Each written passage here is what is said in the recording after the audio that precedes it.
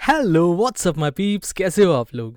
Sorry, आज travel कर रहा था तो आज प्रॉपर वीडियो नहीं बना पा रहा हूँ आप लोगों के लिए, लेकिन करंट मार्केट स्ट्रक्चर आपको बता देता हूँ आज, क्योंकि ये बताना बहुत ज़रूरी है आप लोगों को। तो सबसे पहले हम देखते हैं यहाँ पे सीएमई फ्यूचर्स के बारे में। तो सीएमई फ्यूचर्स ने यहाँ पे रिजेक्शन लिया है कहाँ से। यहाँ पे इसका पॉइंट ऑफ कंट्रोल था वॉल्यूम प्रोफाइल इंडिकेटर का। ठीक है, यहीं पे लास्ट एंड तक गया था और यहाँ से वापस ऊपर आ गया है और एक डोजी टाइप का पैटर्न भी बना रहा है, कैंडल स्टिक बना रहा है डोजी टाइप का। लेकिन इम्पॉर्टेंट चीज़ ये है कि ये ऊपर चला गया था और इसने जो गैप हो रहा था, जो गैप बना था लास्ट क्लोजिंग से, फ्राइडे क्लोजिंग से अभी का, वो गैप इसने फिल कर दिया है। तो अब ऊपर जाने के लिए एक रास्ता थोड़ा सा कम हो गया है, क्योंकि गैप अगर होता तो मैं आपको ये बोलता कि हाँ एक पॉसिबिलिटी है ऊपर जाने की।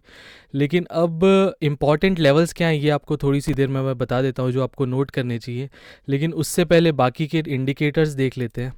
तो अगर मैं यहाँ पे देखूँ, अगर मैकडी को देखता हूँ तो मैकडी में मोमेंटम बहुत डिक्रीज़ कर रहा है और हो सकता है नीचे की तरफ कट कर ले। डेली टाइम फ्रेम देख रहे हैं हम, लॉग स्केल देख रहा हूँ अभी फ़िलहाल, और स्टोकेस्टिक नीचे की तरफ जा रहा है, जिसका मतलब ये है कि प्राइस थोड़ा सा नीचे और जा सकता है, एक पॉसिबिलिटी है। लेकिन कुछ और चीज़ें भी हैं जो कंसिडर करनी चाहिए, वो क्या है वो भी देख लेते हैं। अगर मैं यहाँ पे आपको वापस बिटकॉइन का जो नॉर्मल चार्ट है उस पे ले आता हूँ, तो यहाँ पे अगर आप देखो तो हमारा जो एक जोन था, एक रेक्टेंगल का जो हमने बनाया था लास्ट डिस्कशन में, उस जोन के अंदर ही है प्राइस, अभी उसके नीचे क्लोज नहीं हुआ है। और जो पैरेलल चैनल है उसको नीचे टच नहीं किया उसने। पर आप अगर अगर ये आप पे डिपेंड करता है कि आप लाइन कैसे ड्रॉ करते हो, तो उसके बेसिस पे आप कह सकते हो कि इसने टच कर लिया है, बट मेरे हिसाब से प्रॉपर इसने नीचे टच नहीं किया है। तो एक पॉसिबिलिटी ज़रूर है 36,000 जाने की नीचे की तरफ, और सारी चीज़ें इसको सपोर्ट करती हैं क्या नहीं ये देख लेते हैं। तो मैकडी अभी नेगेटिव है, मोमेंटम भी बढ़ रहा है नीचे की तरफ, डेली टाइम फ्रेम अगेन। लेकिन एक चीज़ मैं आपको बताना चाहता हूँ कि स्टोकेस्टिक में यहाँ पे हिडन बुलिश डाइवर्जेंस है, जिसका मतलब ये है कि प्राइस ऊपर जाना चाहिए था। और ये बुलिश डाइवर्जेंस कब बनी थी? ऑलमोस्ट तीन से चार दिन पहले बनी थी ये बुलिश डाइवर्जेंस, और उसके बाद भी प्राइस नीचे ही आया है। तो इसका अभी इन्फरेंस नहीं निकाल सकते हम कि ज़्यादा ऊपर अभी जाएगा। लेकिन ऊपर एक पॉसिबिलिटी है, पुल बैक आ सकता है, जैसा मैंने ट्वीट भी किया था थोड़े आज सुबह किया था आई गेस।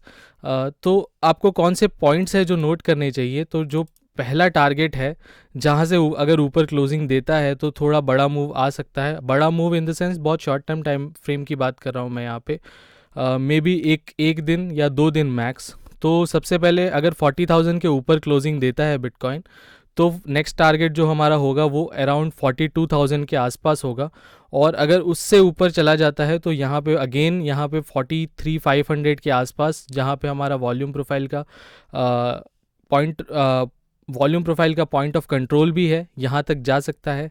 और अगर डाउन साइड में मैं देखूँ तो अगर ये ब्रेक कर देता है जो इसका लास्ट लो लगाया था, जो हमारा पॉइंट ऑफ कंट्रोल भी है वॉल्यूम प्रोफाइल इंडिकेटर का, तो अगर इससे नीचे जाता है तो फर्स्ट टारगेट होगा 36,000।